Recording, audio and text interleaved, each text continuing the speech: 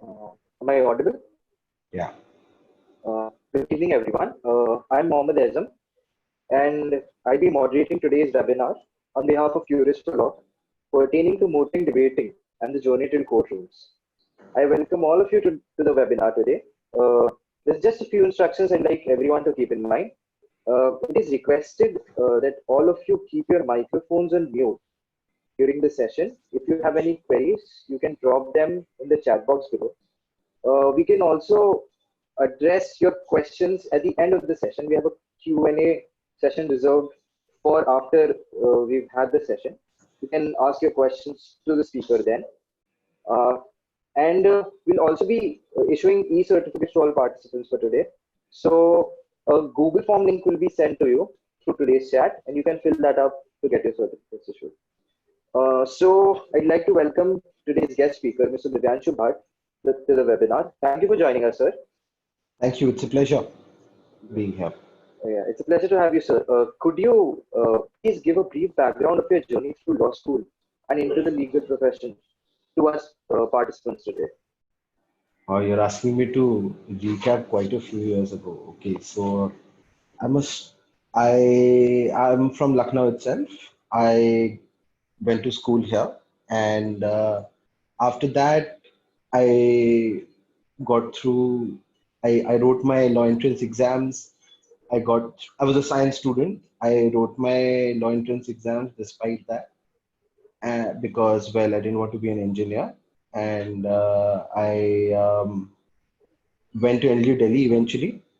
I chose, again, this may create some sort of a controversy, but I chose NLU Delhi over NUJS Kolkata, with due respect to that institution.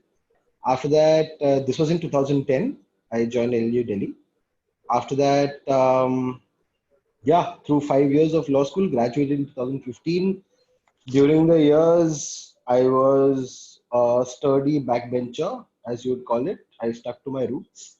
But I was someone who was involved in a lot more things in college than just being a pure academic pursuit. Because I strongly believe that law school is not a place where you go to study laws. This was told to me by someone who I consider a mentor in life, and those words still hold true for me, because law school is a place that you don't go to study law.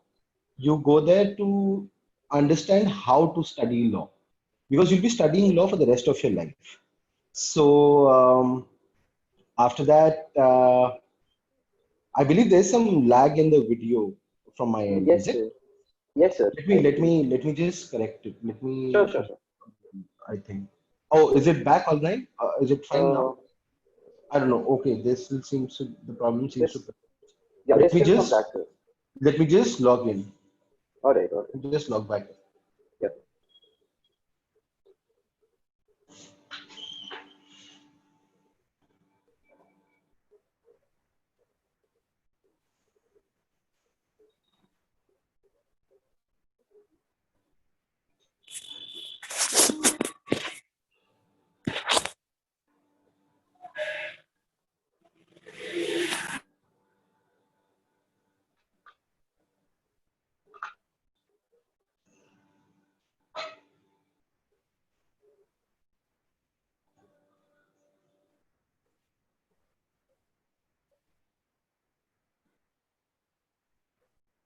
Is it better now? Yes, sir. Much better. Oh, I seem to be back online. I apologize for the technical error from my end. Yeah. So yeah, so during law school, I was doing a lot of debating, a lot of mooting, because back then NLU Delhi was a young college. I was the third batch of NLU Delhi, and it was a lot of the activities being carried on in college were actually just being run by the students. The college administration, so to speak, was very helpful, but it relied on the initiative being taken by the students. So the debating culture was still developing. We had a few senior debaters who had still worked out their way through understanding the activity, how to do it, how to go about it. Same is the case with mooting. So eventually we figured, we started doing well. Then law school came to an end. After that, I got a campus placement during my final year with Tata Power, and I worked there for 2 years. Then I had a short stint with the firm because I always wanted to pursue litigation as a career. So finally, I thought that enough with being an in-house counsel, I need to move on my track. Then I worked for 3 4 months with a small law firm called Praxis Counsel. Very, very efficient, but very efficient people, industry leaders, specifically in energy disputes. And then I got an offer from Trilegal to be a part of their disputes team. And I got the opportunity to work directly with one of the leading practitioners in the country, Mr. Sutesh Mukherjee himself. And I worked with him more like being his junior for 2 years. And then one day I said, enough, let's pack my bags and leave. So I came back to the city where it all began. And I think it's in the interest of full disclosure, I must say that I'm a second generation lawyer, but I do not practice with my father. That has been his problem with me for a while. But my idea is that I want to make my own mark. So I do my own thing.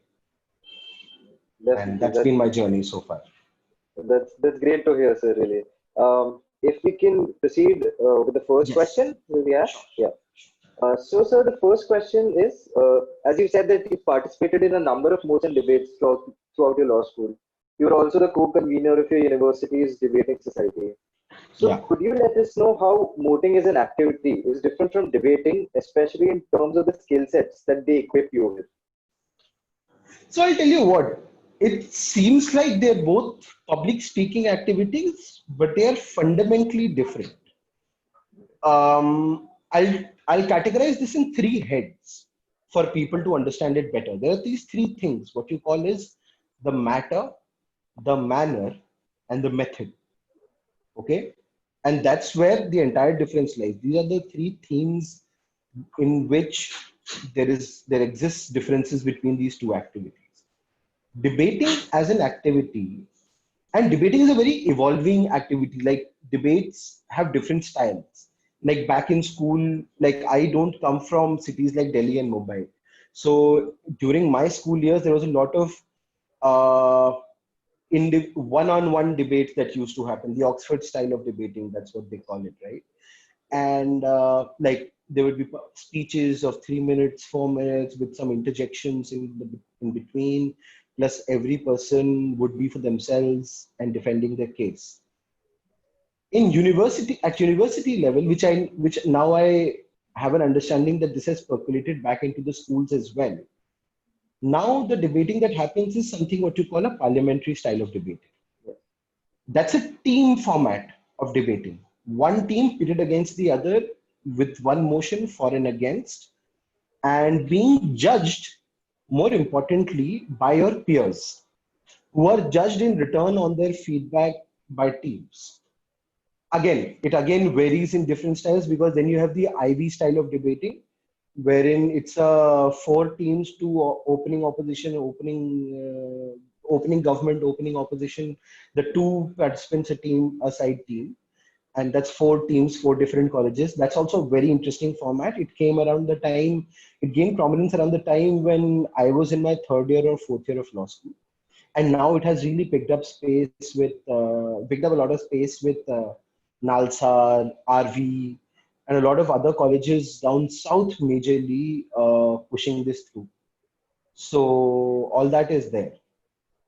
However, what stays permanently different between these activities and these styles of public speaking? It's a public speaking activity, and you're arguing and presenting your case on a certain issue, either in favor or in against. Okay, but that's where the similarity probably ends. Mooting as an activity inherently requires, in terms of your matter, primarily, a lot more specified research, which is over a period of time wherein you research on a very specific issue, a certain 2, 3 specific issues. There is a set problem, there is a set factual matrix. It's mostly fictitious, but the responsibilities lies on the team right from the very beginning to read everything in detail, to cull out the relevant legal issues, the facts which are supporting the issues from either the petitioner side or the respondent side, so to speak.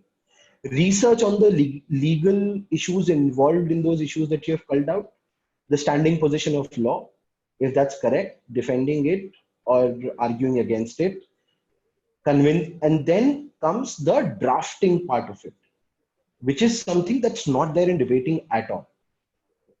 A specific mooting requires you to have a command on the language, because it teaches you how to write down your arguments, something that is extremely important in your career as a law professional, because that skill is a sine qua non. You just can't possibly do without it in the profession. You need to have impeccable writing skills. And then comes the entire idea of presenting it in a certain manner. Okay, having done with the matter, then comes the issue of manner. How do you present it? There is a certain style in how you will argue before a court of law in India. Then it may differ from, say, at times when you're going for an international moot in Oxford or something, where the style of pleading is different. Say before House of Lords, or how pleaders would plead there. And then comes a different style of a moot, say an international commercial arbitration moot, where the style of pleading is completely different. But even in mooting, one thing in terms of your pleading style that remains common is deference. Probably in courts, you will defer more to the authority of the judge before whom you are pleading, because that's how it happens in court. So you follow suit, you follow the same manner. And how you go about presenting your case is fundamentally different from debating. Because in debating, at least at the university level, it's an activity which is being carried on between peers. It's more like an activity which students like to engage in. And more often than not, at least in the debate room, there is very little interference from the side of anyone else apart from the students who are actually peers. So even if you are students from different colleges, you're still students. So the debating style is a lot more lax language in terms of how you debate a certain argument, what is the structure of the argument. Of course, the merit of your speech always lies in how well thought out it is, how well researched it is, how well structured it is. But there is a sense of informality in debates that you can't afford in the moots. Because moots, you can't deviate from the topic. You don't have a free run of saying as long as you want, for as many things as you want, and howsoever to go about it. Mooting is a very precise activity. Mooting, you will be asked a question on everything you say.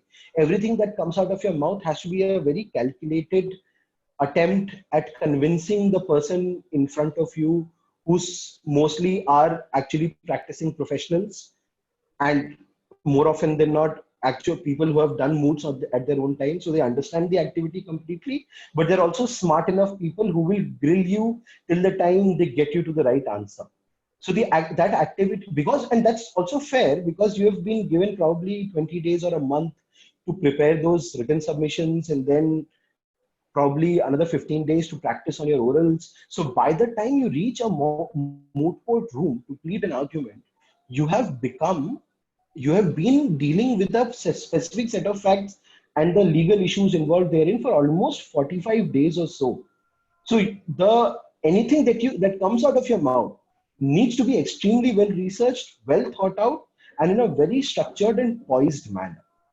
And that's where the difference lies. Because debating is a lot more about your general knowledge about, say, for example, we're debating about the current situation in US action in Syria or Iraq. You would be aware whatever you're aware of in terms of the news that you read. Because there'll be 5 rounds in a day or 3 rounds in a day where there are 3 different motions on 3 different aspects which are related to general knowledge. They are not strictly legal per se. They are more on the basis of what all is going in or around you. So the arguments are not strictly legal per se or nuanced in the legal framework. Whereas moods are a very nuanced legal format arguments. It compels the teams or the participants to have impeccable research. I mean, that's what you're tested on. How well can you cull out an issue?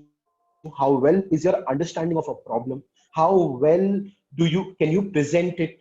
How well can you conform to the mannerisms? Say, for instance, you just can't get up and say, Your Lordships, I don't think I've been doing something like this. I mean, the language, there are certain language restrictions, certain barriers that are operating on you within which you need to conform yourself, right? I can't be shaking my hands or legs or, folding my arms like this and talking in a moot court room because that'll be Yeah. considered extremely rude because I can't Yeah. do this in a court of law. So it's only fair that I don't do this in a moot court as well. Then Yeah. something very important about your analytical skills. And these are softer skills which these activities impart in moods. All these softer skills become more accentuated because when you are looking at your analytical skills, it's extremely important that if you have dealt with a certain set of problem for around 45 days or so, you would have thought it out end to end, left, right, center. You would have covered all possible questions. You would have thought out of it more than the person who is judging you at that point of time. I mean, that should be the level of research, the level of investment, level of commitment into the problem that is expected of a good mooter. And these are the parameters that differentiate a moot as an activity from debates. Because debates are a very short affair. It's a very quick affair. You think on your feet. You're supposed to, recall with your memory. You are supposed to be able to respond with your case preparation in a limited 15-20 minute period of time, and you're supposed to be on your feet in terms of everything. Moot is a more structured fashion. Now, having said that, I don't want to say that moot doesn't ask the participant to not be on their feet. At times, there are questions because the judge can ask as many questions as they want. The styles differ. Say, for example, in an international commercial arbitration moot, you will probably not be asked more than 2 or 3 questions. But say an Indian moot, you will be asked a bunch of questions. You can be ready for a back and forth of question and answer until, say, the sun sets.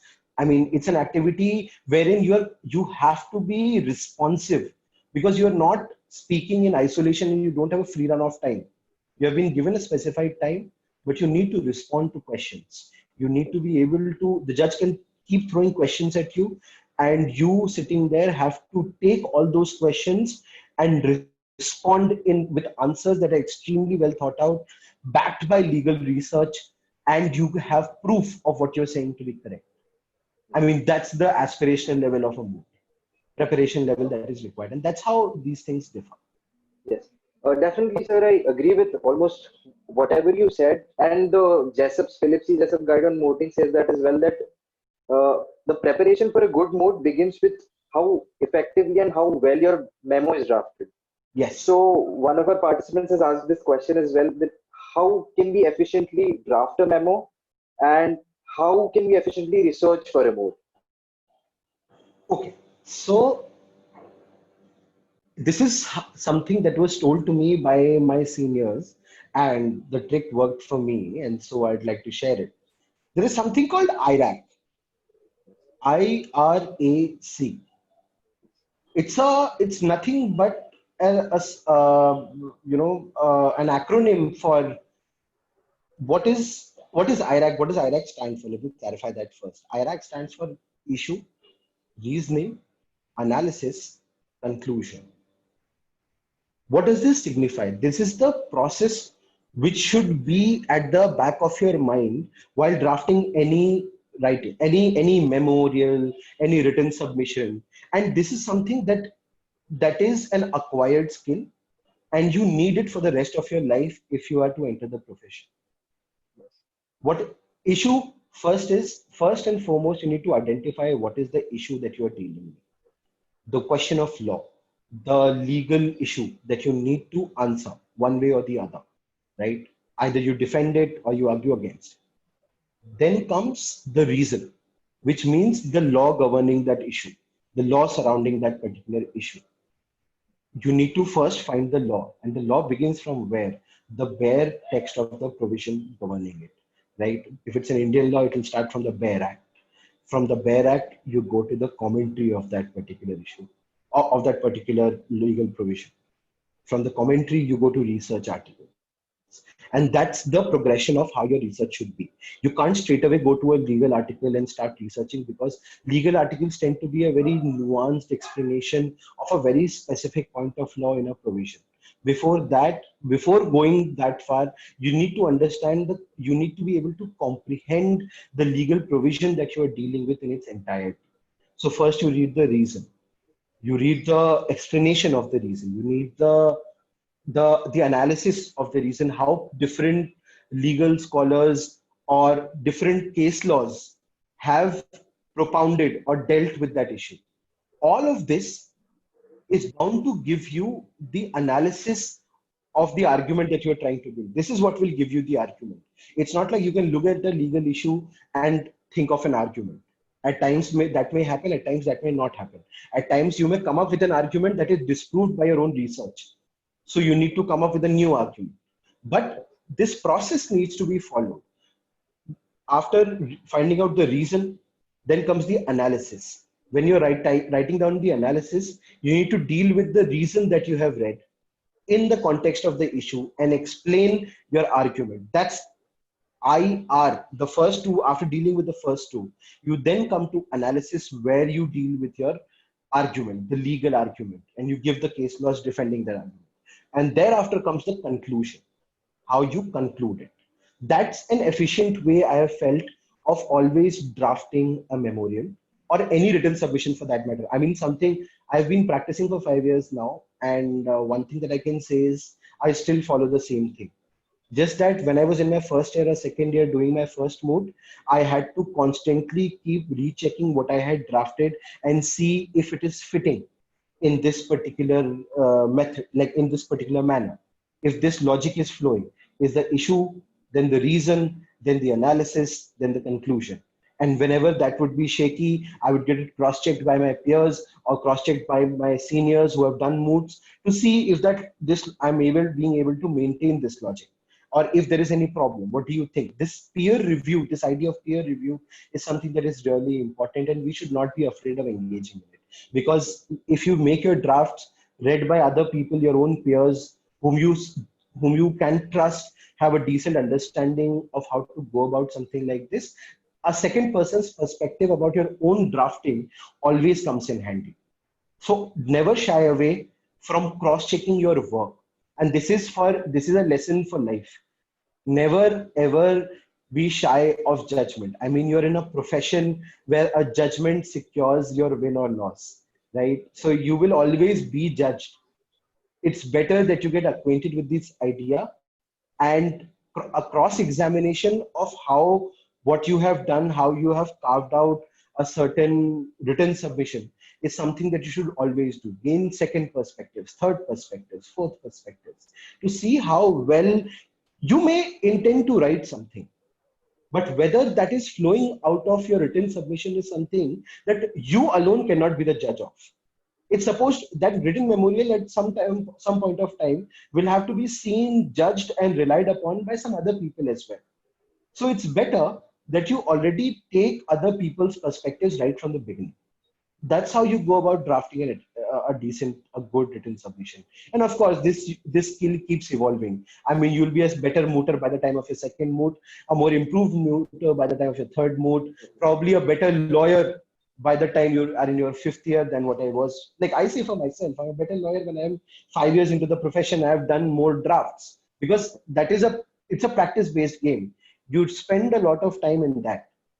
Keep doing it. Never shy away from creating multiple drafts, recreating drafts, deleting it and writing it again, to see whether I'm wording my idea in the best possible manner or not. That I think helps.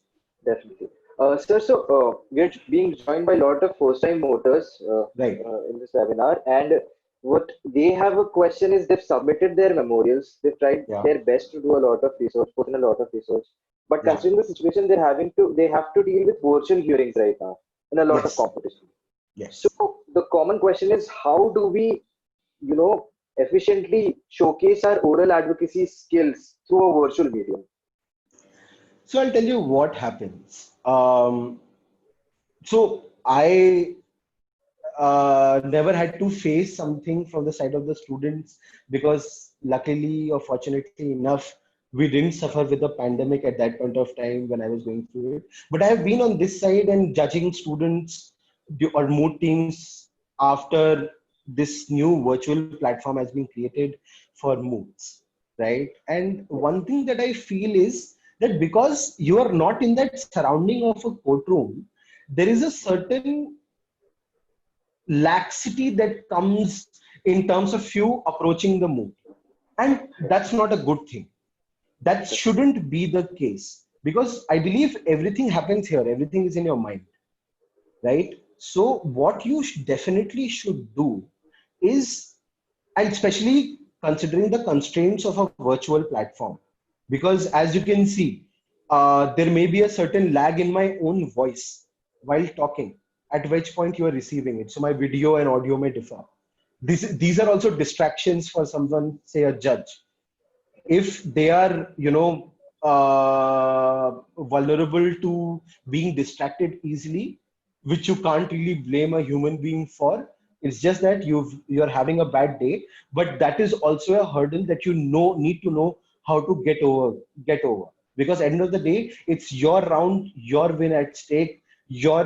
More important for you than it is for that person who's judging you. Therefore, I believe that you create a setup for yourself when you're going for your oral pleadings in on a virtual platform in a very professional manner. It can't be from a bedroom or a drawing room or anything. You need to have a proper table with all your instruments set up, the way you will prepare your table if you're going for an actual move, right? Second is you need to understand that you need to put in probably 1.5 times the effort than you would have actually put in had it been a standard hearing before a live in-person hearing before a judge. Why? Because here the judge may be distracted with things that are in and around him or her, which are in his or her proximity. You are on a virtual medium on a screen. Therefore, while it is not visible to him or her what you are wearing beneath the table and why he or she wouldn't care about it, but they're also vulnerable to being distracted easily. So your speech, your oral pleadings should be something that should be full of, apart from voice modulation and everything, these are softer skills that can be employed to keep hold of the attention that of the person before whom you are pleading. What should also be the case is that you should have certain traction points in your pleadings. Now, what are traction points? Traction points are things like, say, I'll use an example, a story, to drive through my argument.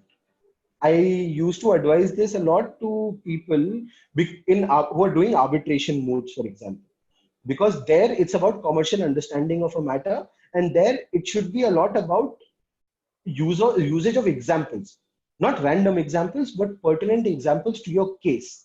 They do two things. First, they keep the attention of the person before whom you are pleading very intact, and second, they are able to convince that person of your case very easily. So even if someone is paying attention, you can drive home a particular argument very easily with sort of an example, or probably have phrases that are, that immediately grab attention, like a certain case line, a certain language being used, which supports your case that you are presenting. All these things are traction points. They immediately allow you to grab attention. And these are things that become very relevant in a virtual pleading. Probably if I was present in person before the judge, I would be able to, keep hold of his or her attention. I'd be like, your lordships, I can keep throwing, by with my voice modulation itself, I can try and do that. But when it comes to a virtual platform hearing, they can just simply mute their system if so need be, to reduce your voice, to nullify probably your voice modulation. So you need to have things that are that gain their attention. These are called traction points, and those traction points eventually are the ones that differentiate a good mooter from a average mooter. It's about that putting in that extra effort, like being intelligent about these things. Yes, definitely, sir. As someone who's also been in the field as a professional for a significant period of time, how much prominence do you think recruiters give to mooting and debating as part of a student's resume, especially? I'll tell you what, personally from experience, none. It's never about these activities. It's always about those softer skills that these activities are intended to impart. Okay. I don't care if, say for example, if Divyanshu Bhatt was appearing in an interview before someone as senior as Mr. Satish Mukherjee. I recall my own interview with Trilegal. He was not concerned with what all moods or debates have I done. But what was he more attentive towards? And this I have seen across the board. I'm just using my example because that will help you relate probably. It's about those softer skills of being able to understand a problem, being able to respond to a question, being able to analyze a certain issue. If he has presented a legal issue in front of you, how well can you analyze it? If you say that I know about it, because they won't ask you things that you don't know about. They will restrict their questions to asking you things about which you claim to know. So therein it becomes relevant that you continue to, when you say that you know about something and they ask you raise an issue in front of you, how good are your analysis skills? Then probably a writing sample, how good are your drafting skills? Right? They don't care if you develop that drafting skill from pursuing multiple modes, or whether you were just born a good drafter. How good is your command over the language, right? How good are you in terms of understanding a question and responding with an answer that's concise, and that takes care of all the concerns that they have posed before you. It's always about those softer skills and never about the activities.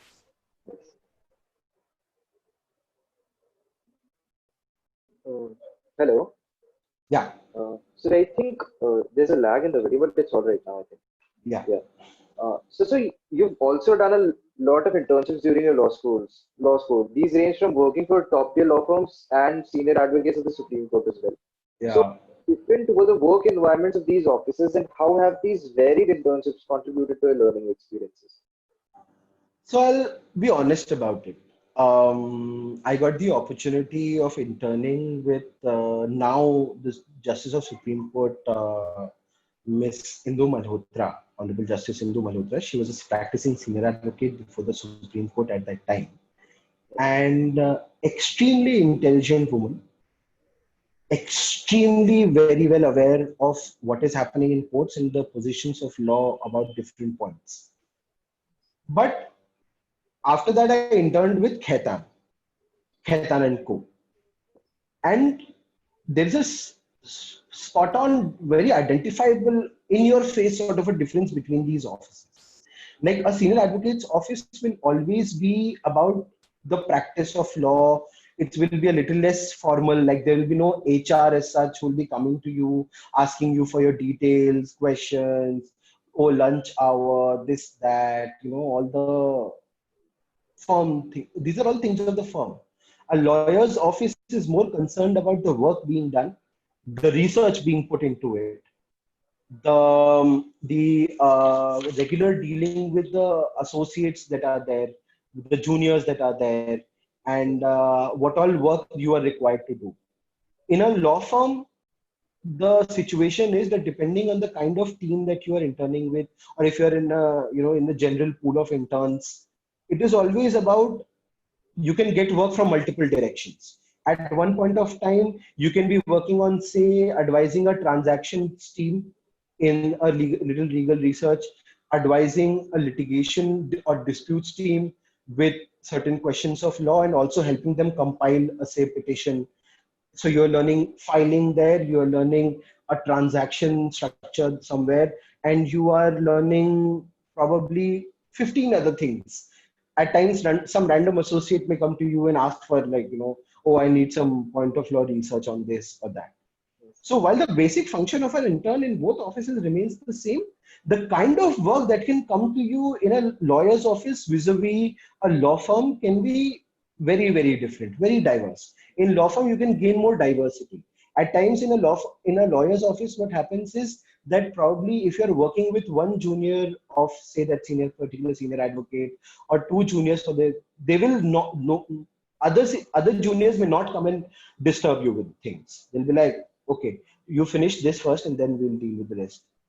In a law firm, it can be that you get getting multiple inputs from multiple people, and and they are also very diverse. Like, a transactions advice will not be going on in, say, a lawyer's office. It will be going on in a firm. And similarly, the kind of, in a senior advocate's office, there will probably be less filing work, which will be going on in a law firm. So you will probably learn filing in a law firm, but like very point oriented research before in a lawyer's office, because they're arguing before the Supreme Court, and before the Supreme Court only questions of law. I'm sure everyone's aware of that. So you may be dealing with not facts as much, but more law, like very, very law oriented. So these can be the differences, but I'll tell you how it helps. Both these experiences give you exposure. They present to you very contrast or very divergent industry realities. And that's important if you are a law student and you are trying to figure out what do you want to pursue, right? At times people are clear what they want to do, at times they are not. But these things, these level of exposure to industry realities does open up your mind about, okay, I am definitely not doing this, or I am definitely going to do this more in life. So that is important, and that's why you should never shy away from taking in any of these experiences. At least in law school, you can take a call afterwards whether you want to pursue something or not, but at least go through that experience. That's very, very relevant. Yes, yes, sir, definitely. Sir, you also switched from your job as an associate at Trilegal to working independently as an advocate at the High Court of Yeah, Allahabad. yeah. How difficult or perhaps easy was this switch for you? No, no, not easy at all. It's a complete shift in the work culture. So I'll tell you what I've had the, say, fortunately or unfortunately, I've had a very diverse experience in my professional life so far. Like, I started out as an in-house counsel. I mean, as an in-house counsel, also my journey began by sitting in the sitting in the office of Tata Power, which is located in Tees Hazari. Inside the premises, they have an office. So right after getting out of National University Delhi and having done this, just coming back from Hong Kong a few months ago after my move, I'm sitting in Tees Hazari and looking at how the world works. Right from eating kachori for lunch for rupees 10 to, seeing criminals being dragged around during in the courtroom and all. It was a very eye-opening experience, that the practice of law is very different. But I was an in-house counsel. Then in my second year with Tata Power, I was switched to the corporate legal team.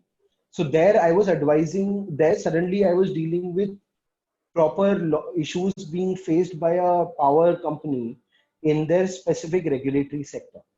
Then I moved, and I stayed in the power sector, but I moved to a law firm, a smaller law firm. A smaller law firm has a very diverse idea. Like, they are very different from a bigger law firm, say a tier one law firm like Trilegal. Yes. But what every place acknowledges as your key critical ingredient in you is what you learned and how well have you learned it, and how committed you are to the pursuit of that learning. So when I went to Trilegal, excellent work culture, supremely efficient people. Sir, I think Uh, there's some problem with the audio. Is it better now? Hello, Yeah, yeah, is it better yeah, now? yeah. Yeah, it's better now. It's better. So I'll start. I'll retrace my what I'd said a bit. Yeah. So yeah, as I was saying, I moved to Trilegal, and the first thing that I noticed in Trilegal, or probably after a month in Trilegal, was supremely efficient people putting in a lot of long hours and being very crisp, tight with their work, very prompt, very, you learn client dealing in a firm like Trilegal, how you are supposed to, how a modern day pretty smart lawyer deals with the clients, the corporate clients, the biggest of the clients. And this was the first hand exposure that I was doing. And I was lucky enough to have the guidance of Mr. Sudesh Mukherjee. And he sort of gave me a free hand to assist him in matters and stuff. And that was a huge learning curve for me. After that, when I moved to Lucknow, now Lucknow is a traditional high court. It's the bench of the Allahabad High Court, and some 9 districts are covered here. And the first thing that I noticed was a difference in the work culture. The work culture is entirely different because here the the place is still ruled by the more traditional practitioners of law. Like the lawyers won't type out their own brief, so to speak. Yeah. Like you'll need a steno who would come in the evening and the typing would be happening there. Whereas young lawyers like me are very, very, we have a lot of ease in typing out our own drafts. In fact, we don't like giving dictations. Then, in terms of how the judges behave. Say, for instance, in Delhi or Mumbai, a commercial matter will be dealt differently. Like they will be very open to or very cognizant of, already aware of the various constraints which a business would face. But in smaller high courts, the people are still developing that attitude. They're still gaining that exposure. So that growth is a little slow, but it's happening. So plus now earlier, so far in life, I was doing a very precise practice of law, very, very specific sector. I specialize in energy disputes and infrastructure disputes and IBC, insolvency and bankruptcy. But after having moved here, I am doing administrative law a lot. I'm doing a lot of service matters. I'm doing a lot of land acquisition matters. I'm advising on employment and service writs. And so yeah, the mix. I'm doing FIRs. I'm doing criminal matters. So the mix and match of matters is a very eye-opening experience and not at all Sir, easy. I'm sorry, Yeah. but I think there's a problem with the audio again. Okay. Is it better Yeah. now? Yeah, now it's fine. Yeah. So as I was saying, the shift is pretty tangential. You deal with a very diverse set of issues in a city like Lucknow. A lawyer is expected in these cities to be the sole advising point of all things that are relevant. There is no such attitude among the clients, the general people also, to go to different kind of lawyers for different kind of matters. A single lawyer is, so therein lies your chance to learn a lot more diverse things, but therein also lies the difficulty of, struggling through a lot of problems and figuring out a lot of law points within the span of 24 hours in a day. So it's Yes. very challenging, but right now I'm taking the bull by the horns, and hopefully this will pan out well. Yes. Definitely. So we hope it pans out well for you as well. Thank you, sir. I need all the wishes. Yes, sir. So a common question for a lot of graduating law students is it necessary to work for a top tier or a tier one law firm or a senior advocate before foraying into the field of litigation independently? So, is it absolutely essential to do that? Can No, someone take the risk and just go ahead with it? practicing with a tier one law firm or a senior advocate, no, that's not a sine qua non. You don't have to do it, but you need to. It's always a good experience. But what you definitely need before foraying into an independent legal practice is someone's guidance, having worked in someone's guidance, having understood how to deal with matters. It could be an AOR before the Supreme Court, a practicing lawyer before a High Court and Supreme Court or different tribunals. Like Delhi and Mumbai, Delhi has the benefit of having the most number of tribunals. So there is a lot of, as you know, there's a lot of tribunalization of justice now. A lot of specialized tribunals have been created, say for company law, electricity law, like competition law, a lot of things. So the idea there is that while it's not essential for you, or it's, you know, it's not an inevitable thing for you to work, you have to work with a senior advocate, or you have to work with a tier 1 law firm, but it's more about learning how to do real world practice with some senior to guide you. It's a safety net. It's like it's an exposure with a certain it's like bungee jumping from a cliff. Like you're allowed to fall, but there'll be something which will prevent you from falling and crashing. So I think there's a problem with the audio there. Is it better? Yes. Is it better now? Yeah, now it's fine. Now we're Yeah. back to normal. So sorry. So the idea is that, as I was saying, it's like bungee jumping from a cliff. Like you are allowed to fall, but there will be something that will prevent you from just crashing. And that is what is important. You will learn to deal with clients. You will learn to appear before different fora. You will learn how to stay in the court. There are a lot of soft skills that you need to develop as a lawyer. But when you don't even know what those skills are, how will you be able to, which can only come from practical experience? It's always advisable to gain that practical experience with an experienced hand, or under the tutelage of an experienced hand. Therefore, it's always advisable that if you want to get into litigation, that you foray into the courts under the guidance of a senior who needn't be a senior designated senior advocate or anything. A lawyer, you need to work under a lawyer or a law firm or something to that effect, which can teach you how to go about doing a matter. Like I delayed coming back to Lucknow for 5 years because it I wanted to gain this experience, and I wanted to gain this experience among the best people that I could find. And wherever I found those people, I went to them. Be it it doesn't really mean that everyone needs to go to a trilegal or an Amarchand to learn from the best. There's so many excellent advocates all over the country practicing before high courts, Supreme Court, or different other tribunals. Work with any of them wherever you get the opportunity. It's about starting somewhere and starting with a safety net. And second, honestly, I don't think you should foray into independent practice directly. That's not a good idea, because there are a lot of things to what the lawyer needs to do. That research on the point of law and presenting arguments before a court or a judge is probably a 20% or 25% or 30% part of your job.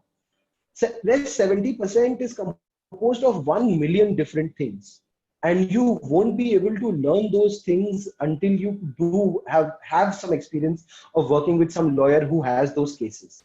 It is from those cases that you first of all develop your own knowledge bank, you develop your own confidence of advising in a matter, and what all you need to do in terms of how to go about appearing before a court for that matter. There are very, very different things that you need to learn apart from just how to present your case before a court. And all of that cannot happen if you foray immediately on your own. So I think there's an issue with the audio and the video there. Yeah, the video seems to be lagging again. It seems to be stuck. Yeah. Would you suggest that I log back in? Yes, sir, that could work. Okay. Try.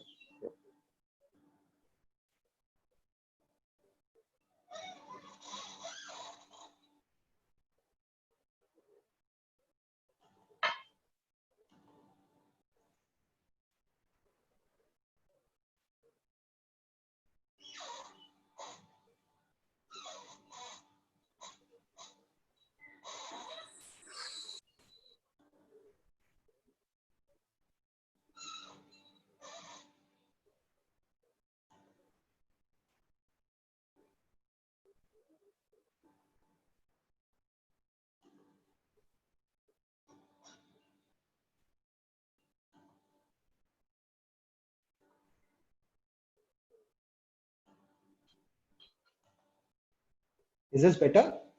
Yes, sir. Yes, sir. It's better. Okay. So yeah, as I was saying, like there are a lot of things to learn before you foray into the practice of law. And it's my honest advice that you need a safety net at least for the initial couple of years. And more importantly, you need clients. If you don't have clients, what will you be doing in independent practice?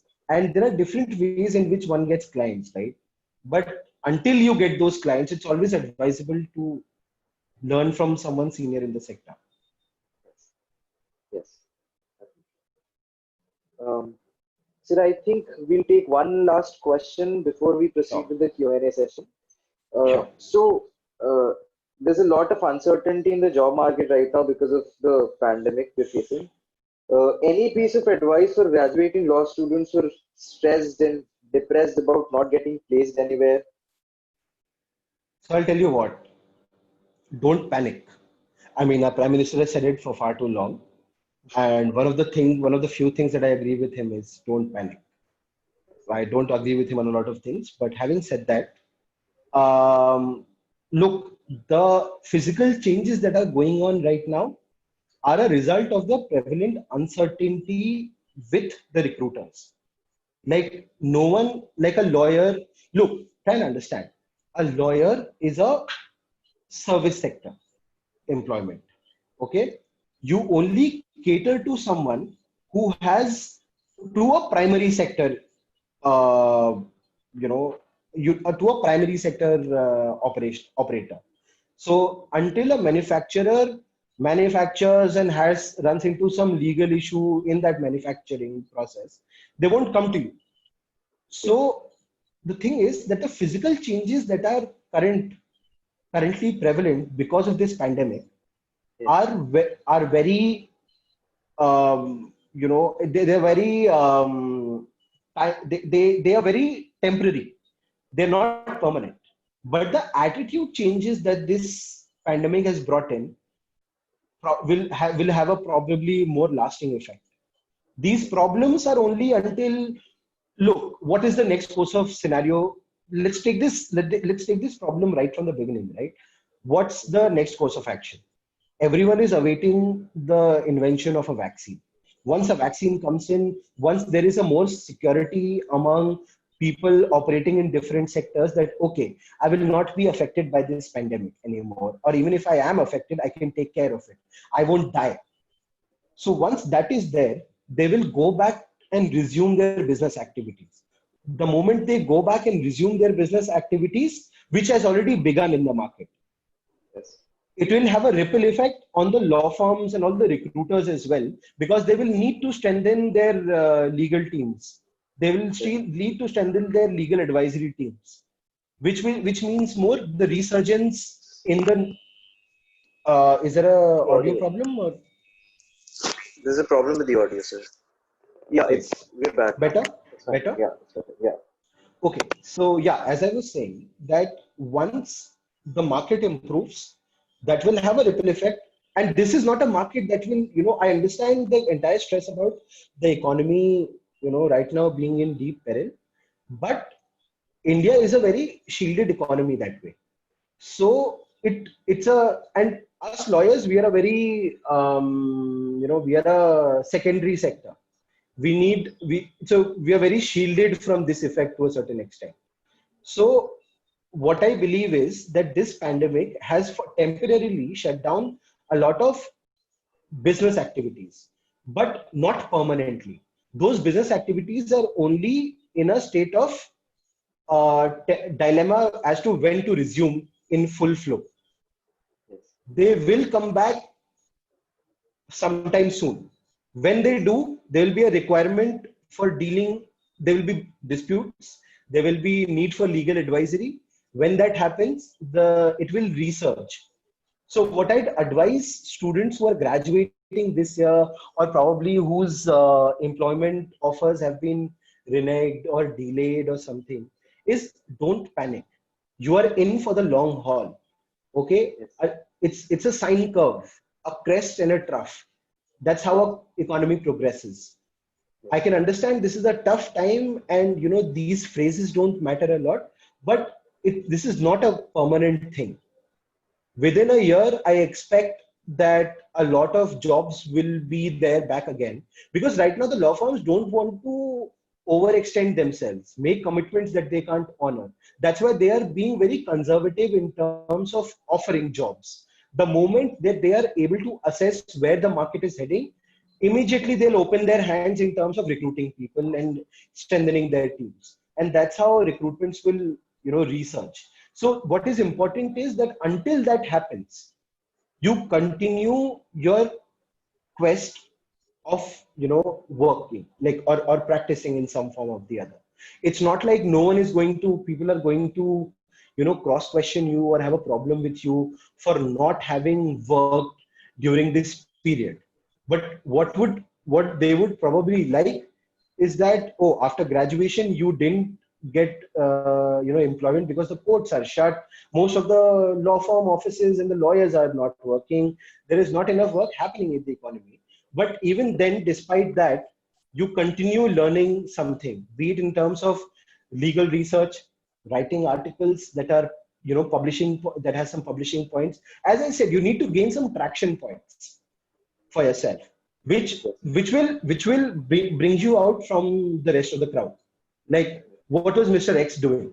Mr. X was, during this pandemic time, when there were no operating offices or the lawyers or no place to start working from, they were keeping a close tab on the recent judgments of the courts and, preparing an analysis of it, or what they have learned so far and things like that. That shows what, that the person is proactive, and that's enough of a soft skill for them to be convinced of the fact that yes, you're a good resource to bank on. Everyone likes a good resource. Yes, sir. Certainly. So I think it's 6 p.m. Sir, can we have a brief Q&A session Sure, for of course, 7 to 10 minutes? of Yeah. course. So I think we already have a question.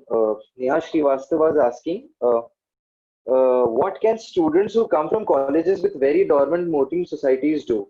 And how do you choose which moot court competition to invest your time in? Interesting. So I'll tell you what, like, I relate to that because NLU Delhi, as you know, it was not the time when I was in NLU Delhi. It was a coming up college. Yes. What we saw was that single individuals drive change. I am not talking about big things like, getting justice for 50 people. I am talking about the activity that you're interested in, pursue Yes. it. Yes. Okay. I have seen people who spent their own money for registration of their teams in moots to leave. The only thing that they required from the college was a library and the leave to go and attend the moot court. They went there and did extremely well. And next year, the college was more inclined to come forward and help them even further. Not just in terms of giving them a leave or the books for it, but probably investing in them, sending them for better moots. So I think mooting and debating, it would be wrong to say that it has to be a top-down change. Yes. It is not a straight-jacketed formula. It can also, if it is a bottom-up change, it is always more organic and more lasting. If it's a dormant moot court society, then don't need the moot court society. Just tell the moot court society that you don't want to, you Sir, the want the audio. ability to, hello, is it better? Am I audible? Yeah. Yes, you are. Yeah. Yeah. Yes. So as I was saying, if your moot court society is not functional, just tell them that you want to go for a moot, and all you need is for them to not stop you from going for a moot. Yes. Select the moots that happen in any of the national law schools or which have some sort of a history as a moot, right? Which have been around for a period of 5-10 years, and just go, because the change starts the day you start investing in it. You may win, you may lose, but that's not the point of this activity. That's a good accolade on the side. That's great. It feels great, but not participating in it is much worse than going there and not doing well. Going there and not doing well has a lot of things attached to it. It has a lot of sort of some sort of luck factor as well involved. It has a lot of, access to resources. How much did you have? But when you go there and do it, you learn more things than, just sitting back and not engaging in the activity at all. So if the moot court society is dominant, just go speak with your director or the VC or someone and say that I'm interested in going for this moot. Allow me to go. I will spend my own money. I will go on my own. And the registration fee and all is not that much either. Yes, definitely. Yes. Yeah. So Shreyansh Sharma is asking, it's a very common question really. Is there vast difference between students from NLUs and non-NLUs? No. I have worked with all of them. I am a student from National Law University. I don't think I'm particularly fantastic. I am pretty average.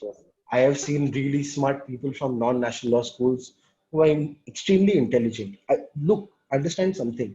National law schools are a recent phenomenon.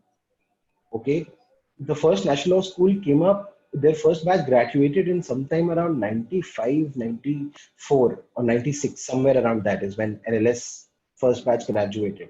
Most of the national law schools have lesser than 20 batches to their credit that have graduated from them since. I mean, NLU Delhi has 7. Probably the 7th one graduated this year, or 8th one graduated this year. Yeah.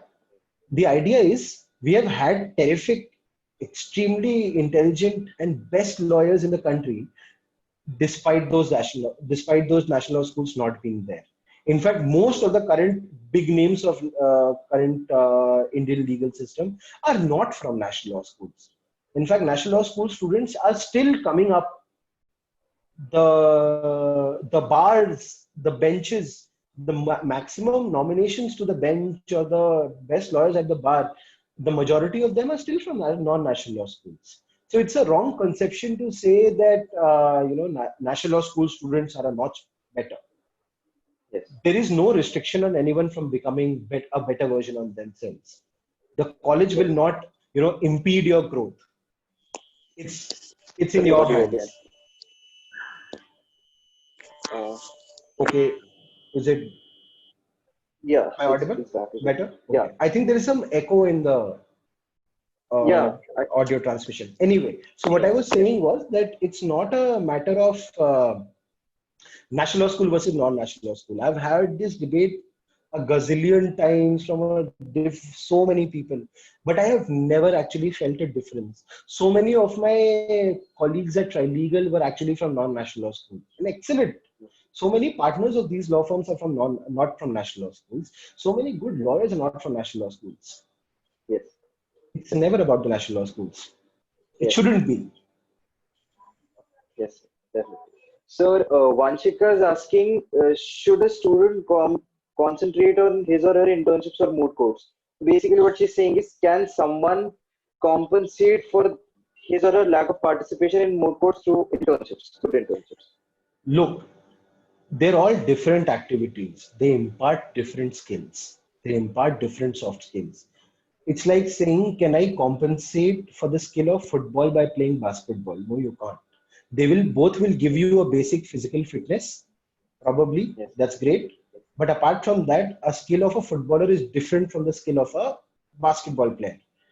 The idea is that you need to have certain soft skills as a legal professional. Where you get them from is immaterial to anyone who is evaluating you. Eventually, either the courtroom, the judge, or your senior, or your partner, or anyone for that matter, or your recruiter or your employer, anyone. Everyone values those soft skills that you have. Where you get them from is not their problem. Your CV can be absolutely barren. If you can demonstrate those soft skills, you're gold. You're the best resource to invest in. Now, debating, mooting, they impart a certain sense of soft skills. You already have those, you have demonstrated those in internships, then the internships will probably result in a PPO or something, or a job offer, right? Yes. So they all have their advantages and they all have their individual advantages, and you can't really compare them. It's just about getting those basic soft skills in order to sell yourself as a resource, like to market yourself as a resource, intelligent resource. Definitely. So we're already short on time, but I think we can take one or two more We can questions. take we can take a couple of more questions. I'm no Yeah. worries. So if you could briefly answer these questions in 2, 3 minutes, that would be Sure, great. Yeah. sure. So Kaustubh asks, how was the shift from a city like Delhi to Lucknow in reference to moving from a corporate firm to litigation? Uh, Significant. The shift is difficult. It beckons you to keep an open mind and not be judgmental about what you are going to do, but at the same time, be very Sir, focused I think there's about. a problem with the audio again. You just missed what you said. Okay, Yeah, I'll repeat. Okay, I'll yeah, start again. yeah. So, if I remember the question correctly, it's could you repeat the question? Sorry, just for. So the question was, how was the shift from a city like Delhi to Lucknow in reference to a move from a corporate firm to litigation? Okay. So, as I was saying, the move was significant. It's a significant change. The work culture is completely different. The kind of people that you work with, that is completely different. Are dealing with people who have a different outlook towards the profession, as well as the kind of disputes, as well as their problem solving attitudes. They are completely different. Yes, But what you need at through all of this is a very focused mindset about what is your goal, because different people have different goals in life, and till the time you have a certain specific goal, all your attempts should be directed towards that goal, so that you can cull out all that is irrelevant. I mean, I see a lot of people that can be distracting in terms of how they go about their practice of law. I am a different individual. I have a different logic process that I have picked up over the 5 years of my work in Delhi with a different yes, set of lawyers, a different set of professionals. So my problem solving attitude may be different. While there is no value judgment among these, you just need to be sure that along the way when you are proceeding, you take the best from you learn all that is important and beneficial from the best available around you, and cull out all the noise. Only then can you keep proceeding further. I think that's a very generic life advice, and I understand the generic nature of my advice, but that's how it has been. I mean, the shift has been from earning a massive pay to like pittance, from putting in crazy long hours to barely having work on days, to just yes, be sitting back and thinking that, oh, am I being any productive at all? But then the shift has also been a little more self-centered, a little more self-focused, where you are working when you don't have work. That is the time for you to read up, to engage with different issues that you could never do when you were in a city like Delhi and always in the hustle of completing the next task on your table, checking the next box in the to-do list. So that way, it's a definitely, lot more self-driven. definitely. I think we'll take just one more question. So Kaustubh is asking, how does one work on his public skills? I think he's referring to Public perhaps speaking networking skills. skills, yeah, and public speaking skills. Public skill. Okay, networking skill, that makes more sense. Yes, Look, yes. networking is an art. I mean, how do you make? I'm sorry, sir, but the audio again.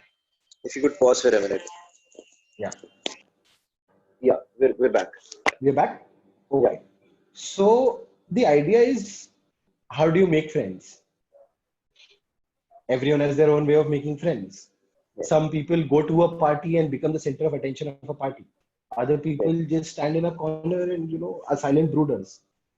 yes, Some people, so it's a different, every person is a different person socially versus vis-a-vis in their private life, and it'd be unfair to say that there is a straightjacketed formula of how to be great at networking.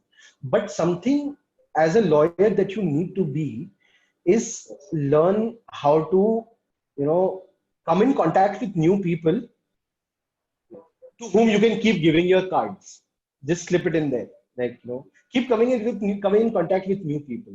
Now, it could be through probably a hobby that you pursue. It could be probably through a game you play in the evening. It could be yes, probably through a matter that you did, and through that you met a lot of people, or probably a friend of a friend says. it's a very different way of how to go about this. I mean, I don't think if I give you an advice, it would be fair for you, fair for me to say that no, this is the only correct way. I mean, I can say how I do it. I like to, be available on multiple platforms. I like to keep in touch with my old college friends a lot. At times they have work in Lucknow, that those matters get referred to me. I also keep in touch with my new friends, some people whom I met over at in a bar or something. I gave some of them a card. Like, we are also pursuing some animal welfare interest matters, and there you first meet with activists, and then eventually you meet with people who actually have a problem not related to animal welfare, but they found your advice to be relevant, and so they want to take your advice further into the rest of their lives. It's like building one person at a time, and keep continuing that chain. It's a chain thing. You keep adding those links to the chain till you die, probably. Networking works like that. Yes. I think with that, we come to the end of the session. For the participants, Thanks. I think there's a link that's been shared in the chat box that you can fill up the Google form and get your e-certificate. I'd like to really thank you, sir, on behalf of Curious for Law, for taking out time from your busy schedule and engaging with students here. I think it was a very candid conversation. I think it has helped a lot of us get clarity pertaining to a lot of things, especially modes, debates, and for a lot of us, including me, who plans on foraying into the field of litigation. I think it was extremely helpful. We hope to stay in touch with you. And thank you, guys. Thank you, Azam. It has been a spectacular experience. I'm glad that I could be of, even if, if people can say that they are while closing their systems, they say that, yes, I have gained a new perspective about anything I've spoken about so far. I think I'll take that as a win in life. It was a pleasure to be here, and I'll be more than happy to help if any of your readers or anything, if you ever need any assistance from my side in terms of going about your moods or any general guidance. Also, I'll be more than happy to help. You can, if you want, you can please circulate my email ID around. That's really not a problem. If you want to write to me, please feel free to do so. I'll try and help howsoever I can and to the best of my ability. Thank you so much for having me. Thank you. Thank you, sir. Thank you.